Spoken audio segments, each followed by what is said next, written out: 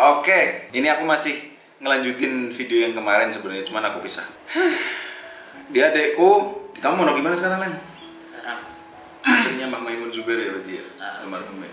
Tapi dia tidak berangkat dari keluarga yang mensupport anaknya, mensupport anaknya buat mondok. Terus tiba-tiba jadi santrinya Mbak Maimun Zubair. Kalian bisa cari tahu sejarahnya di video sebelum ini.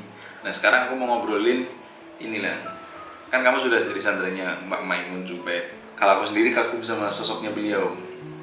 Sosok yang bisa menyatukan umat tanpa mencampur agama. Semua umat agama, entah itu dari Islam, entah itu dari agama lain, respect sama beliau. Terus di Islam juga ada golongan-golongan kan, mereka respect juga sama Mbak Maimun Zubair. Aku jadi amazed banget sama sosoknya beliau kan. Kamu gimana sih jadi santrinya rasanya? Ini aku yang dari luar aja, yang baru tahu beberapa tahun belakangan aja, wow gitu ya sama sosoknya Mbak Maimun, apa yang dilakukan sama beliau semasa hidupnya di negara ini, jasanya buat negara ini, itu wow. Kamu yang setiap hari ketemu gimana? ya bersyukur sih ya, yang pasti bersyukur dapat guru kok begitu alimnya, juga begitu halusnya. Ke santri pun beliau kan sikapnya kan sangat halus, ya kayak ke anak sendiri lah. Bahkan pernah tuh santri itu dapat perhatian khusus melebihi anak beliau. Santri itu dapat perhatian khusus dan bilang ke putra-putranya, "Kau harus akhiri, kau harus jadi anakku." Bilang gitu loh. Maksudnya mereka kan nggak jadi anakku, jadi harus aku berikan perhatian khusus. Jadi gitu lihat beliau. Ini ke semua santri atau? Semua. Bahkan dulu pernah tuh Mbah Maimun tuh dulu di jeding dalam kamar mandi ya. Di kamar mandi air beliau memang tawar. Di santri kan asin tuh. Asin. Suatu saat beliau tahu bahwa air di jeding di kamar mandinya santri itu kan asin, gak kotor. Langsung salah satu santri dalamnya tuh dipanggil, "Tolong pipa yang air tawar biarkan dalam, yang air tawar biar ke santri, air asin biar ke dalam." Jadi yang air asin buat beliau sendiri, yang air tawar biar ke santri aja gitu. Yang air bersih biar santri yang pakai, air kotor saya yang pakai. Itu Mbah Maimun dulu. Kalau aku ditempatkan di posisi itu, aku milih yang tawar. Kalau misal ada orang yang mau pakai yang tawar, ya nggak kenal aja sini, tetap di rumahku, nggak akan aku pindah. Kalau misal pilihannya ada dua itu toh ya. Masya Allah. Terus? Hanya sebagai santri ya nggak tega pastinya. Santri dalam yang nggak tega semua. Terus? Nggak tega semuanya, nggak tega. Akhirnya santrinya tetap melaksanain, tapi pipa yang tawar tuh tetap ke dalam, yang asin tetap ke santri. Tapi pipanya dipindahin? Iya, tetap melaksanain, tapi nanti hasil akhirnya tetap sama itu. Akhirnya udah selesai, ditanya sama Bun, "Udah Cung?" Cung tuh sebenarnya kacung. Kacung tapi kalau bahasa sarang tuh itu artinya anak laki-laki gitu. "Wis Cung, sudah nak." "Sampun Mbah, udah Mbah." Terus Mbah Mun ngecek ke kamar mandi, "Loh kok masih tawar? Air di tempat saya kok masih tawar, kok asin?" "Mbah menawi niku rembesan." Ya mungkin itu banyak yang rembes Mbah. Jadi tawar lagi gitu. Akhirnya di situ ada slogan dulu, "Kiai menyayangi, santri mencintai." Masya Allah, indah banget. Yang santrinya juga nggak komplain ya. Kamu kan denger nih, sebagai orang yang harusnya dapat air tawar. Iya. Terima nggak santri dalam kayak gitu? Ya terima, malah setuju banget saya. Setuju. Pokoknya gimana bangun pakai air asin, malah kitanya nggak setuju. Kitanya air tawar, bangunnya air asin, enggak. Kita yang asin, bangun tetap yang tawar. Harus itu. Masya Allah, ya Allah. Tapi pipanya tetap dibedain gitu ya, sebagai bentuk melaksanakan perintah ya. Iya. Terus. Ya ini gitu, ada istilah itu, kiai menyayangi, santri mencintai. Terus apa lagi pengalaman kamu sebagai santrinya Mbah Mun yang berkesan gitu? Ilmunya pasti ya. Kalau yang lebih berkesan lagi tuh kegiatan beliau tuh saya salut banget sih. Beliau putra-putra beliau kayak nggak punya rasa capek gitu. Ngajar tuh kayak nggak punya rasa capek. Padahal kan beliau kan dulu sering gerah, sering sakit. Tapi kapan kok Mbah Mun udah megang kitab, udah pola musonef itu kayak sakitnya tuh hilang. Suaranya tetap keras, jam ngajinya tetap sama, nggak ada yang berubah. Jadulnya Mbah Mun tuh kan jam 5 tuh kan subuhan, nanti sampai jam 6 atau setengah 7 wiridan selesai, terus langsung beliau ngaji ihya sampai jam 8. Jam 8 buka tamu. Tamu sampai siang. Nanti jam setengah 2 itu baru adzan zuhur, karena jam 12 tuh santri-santri pulang sekolah langsung disuruh istirahat dulu. Jam setengah 2 kan udah fresh lagi. Habis zuhur beliau tuh buka buat tamu lagi sampai asar. Sholat asar, habis sholat asar beliau ngaji sampai maghrib. Habis maghrib beliau buka tamu sampai jam 8. Udah gitu terus jam 8 nanti sholat isya mirip.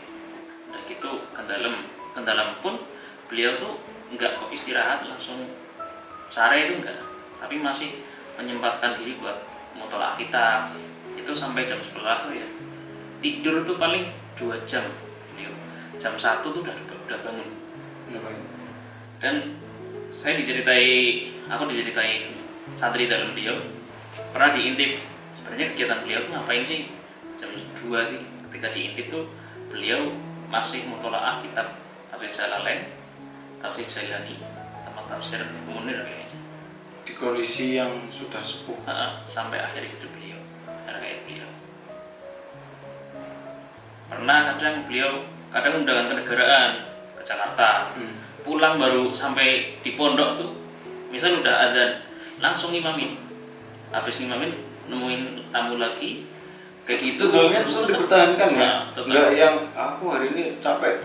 Istirahat dulu enggak? Istirahat dulu atau kerjain tugas halaman sekian gitu. Kayak enggak ya? Enggak. Tetap jalan. Begitu juga putra-putra beliau. Mbak Naji itu kemarin pernah operasi mata. Saya kira tuh libur agak lama. Maksudnya operasi kan harus istirahat.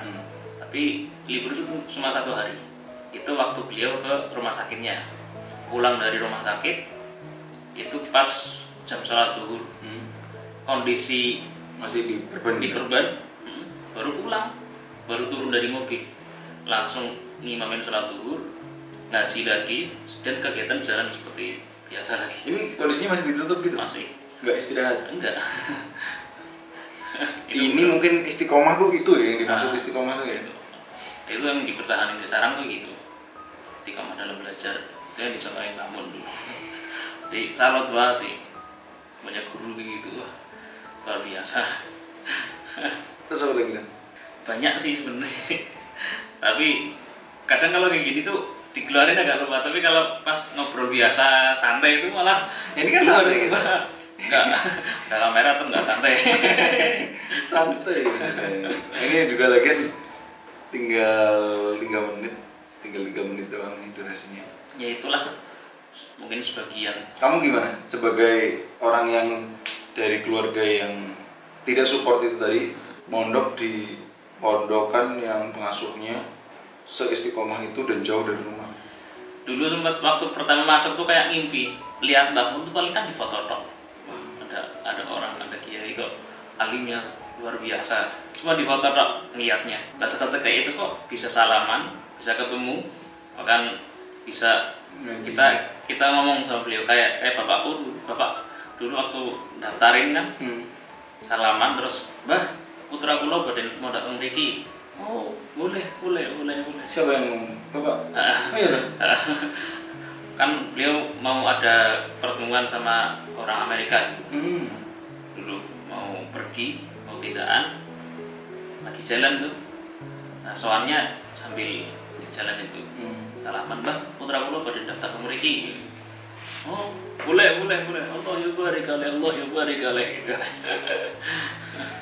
Masya Allah. Sampai sekarang ini kamu udah berapa tahun sih? 6 berarti. 6 tahun. Selesainya berapa tahun?